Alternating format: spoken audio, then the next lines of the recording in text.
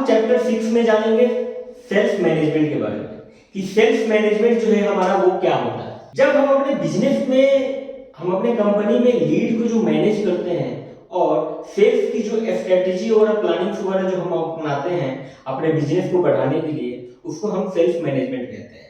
कि हम अपने सेल्स टीम को कैसे मैनेज कर रहे हैं, हम अपने प्लानिंग, सेल्स की प्लानिंग को कैसे मैनेज कर रहे हैं, हम लीड्स को कैसे मैनेज कर रहे हैं, हम सेल्स स्ट्रेटेजी जो अपना रहे हैं मार्केटिंग के लिए, सेल्स के लिए, उसको कैसे मैनेज करना है, उसी को हम सेल्स मैनेजमेंट कहते हैं।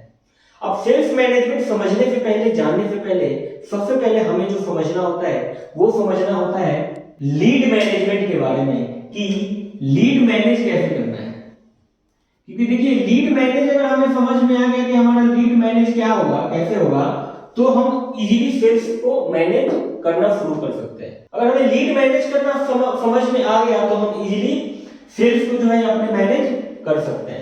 अब मान लीजिए यहाँ पे एक ऑफिस है और यहाँ पे एक आपका प्रोस्पेक्ट पड़ा हुआ है, एक कस्टमर बोल लीजिए, कस्टमर में बोल रहा हूँ ताकि ज्यादा समझ में आए। जो इंक्वायरी आपके पास आती है वो आपका प्रोस्पेक्ट होता है और जब वो कन्वर्ट हो जाता है, जब वो कुछ बाई कर लेता है तब वो कस्टमर हो जाता है। तो मैं एग्जांपल के तौर पे कस्टमर लेकर के चल रहा हूँ। मान लीजिए ये आपका ऑफिस है और यहाँ पे एक कस्टमर है यानी प्रोस्पेक्ट है। अब मान लीजिए यहाँ पे एक इंक्वायरी सीधे आपके ऑफिस में हिट कर रही है।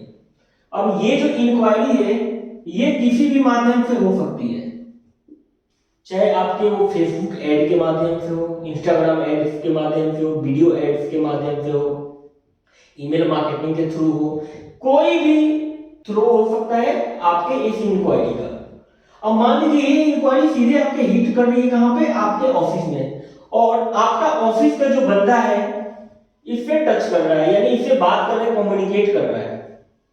अब इससे कम्युनिकेट जब करेगा तो ये बात करेगा कि जी सर बताइए आप हम की क्या रिक्वायरमेंट है, यानी फर्स्ट इंफॉर्मेशन, इन फर्स्ट बातचीत जो होती है वो सर्विस की इंक्वायरी से रिलेटेड बात होती है। आपने भी कहीं बातचीत की होगी तो आपको भी पता होगा कि हम भी जो बातचीत करते हैं वो इंक्वायरी ही पहली होती है। तो मान लीजिए आपने इंक्वायरी किया, आपने इस अपने सर्विस के बारे में या आपके प्रोडक्ट का बिजनेस है उसके बारे में आपने इसको समझा दिया कि हमारा ये है। अब क्या होता है, वो व्यक्ति जो होता है वहीं पे फीडबैक दे देता है। फीडबैक क्या दे देता है, 90% फीडबैक ये होता है कि जी सर मैं आपको ठीक है बताता हूं, अपने लोगों से बात करके बताता हूं, अपने टीम में बात करके बताता हूं, या अपने घर में किसी परिवार से बात करके बताता हूं, या 2 दिन में 3 दिन में बताता हूं।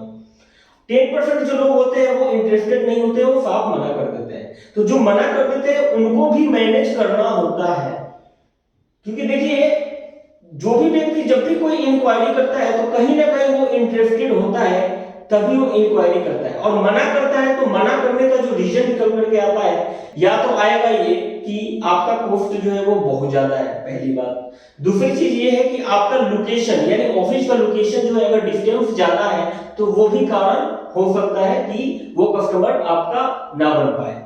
तो मान लीजिए यहाँ पे आ गया। अब सपोज कीजिए, अभी एग्जांपल लेते हैं 90% का, जो हाँ बोलते हैं 2 दिन बाद, 4 दिन बाद, 10 दिन बाद बोलते हैं, तो उनको क्या करना है। अब मान लीजिए आपका ये ऑफिस है, अब आपने पूरा का पूरा एक चार्ट बनाया हुआ है। और एक चीज का मैं विशेष बात बोलूंगा, एक बात बोलूंगा आपसे कि कोई भी आपका बिजनेस हो, छोटा हो या बड़ा हो, एक सीआरएम का सॉफ्टवेयर अपने बिजनेस के लिए जरूरी है।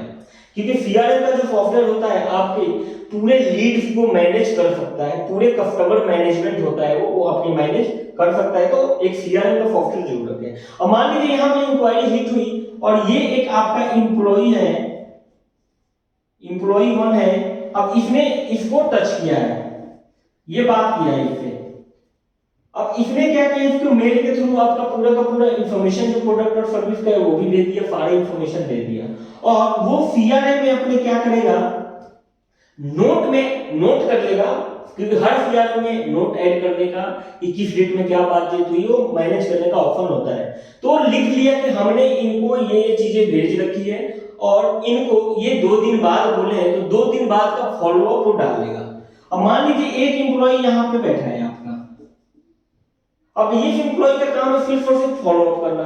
अब ये एम्प्लॉय जो क्या करता है कि सिर्फ और सिर्फ क्या करता है कि जो भी लीड आपके पास आया हुआ है वो डेट वाइज निकालता है कि किस डेट में किसको कॉल करना है, किसको मेल करना है, किसको व्हाट्सएप करना है, किसको फॉलो अप करना है।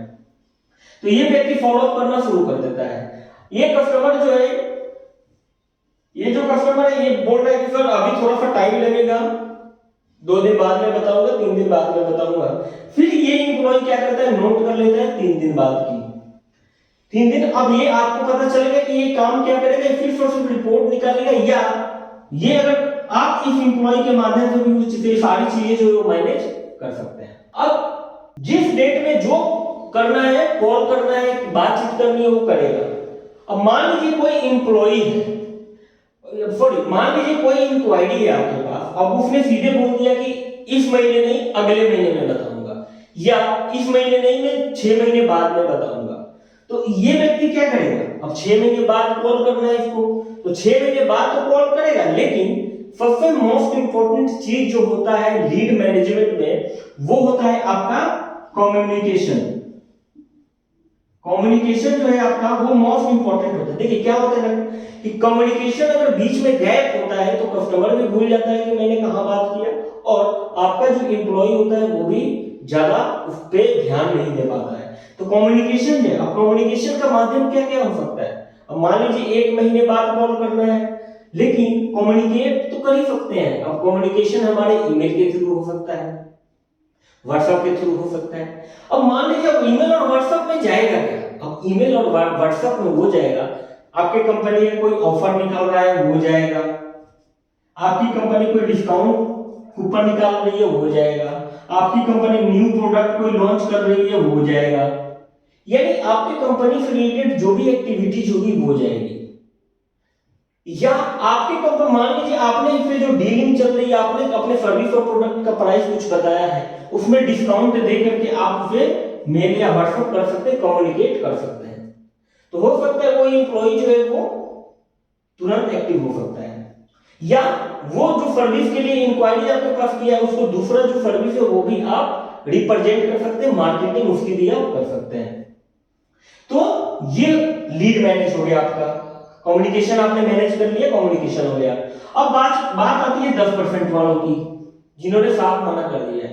तो ये जो 10% वाले हैं, इनका एक एडिशनल रिपोर्ट तैयार कीजिए, एडिशनल रिपोर्ट आप बनाइए इनका, और एडिशनल रिपोर्ट बनाने के बाद, यानी ये तो एग्री नहीं किया, बोला कि ठीक है कोई नहीं हमें नहीं चाहिए, बोल दिया। अब इसका एक रिपोर्ट बना करके क्या कीजिए, इसको कॉल नहीं कीजिए, इसको व्हाट्सएप के माध्यम से कम्युनिकेट कीजिए, ईमेल के माध्यम से कम्युनिकेट कीजिए, यानी जो कम्युनिकेशन है वो आपका वो बिल्कुल भी गैप नहीं होना चाहिए, कुछ ना कुछ उसके पास भेजते रहिए।